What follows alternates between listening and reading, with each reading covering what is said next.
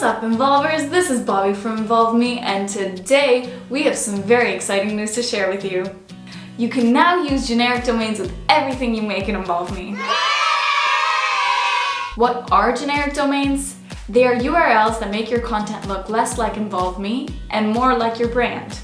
Instead of your URL saying yourcompany.involve.me/yourquiz, you can now say yourcompany.quizzes.cx/yourquiz.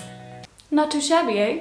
So to change the domain of your project, you will have to go to Settings, and under General Settings, you will see a section called Project Domain. Once you click on Project Domain, you will see there are now generic domains. You can find generic domains like quizzes.cx, surveys.so, and calculators.cx. You just click on the one that you prefer, and voila! That's how simple it is. Let us know how you are enjoying the new feature in the comments down below. And as always, don't forget to give this video a thumbs up if you liked it, and make sure to subscribe and hit the notification bell so you're notified every time we post a new video. Thanks for watching, bye!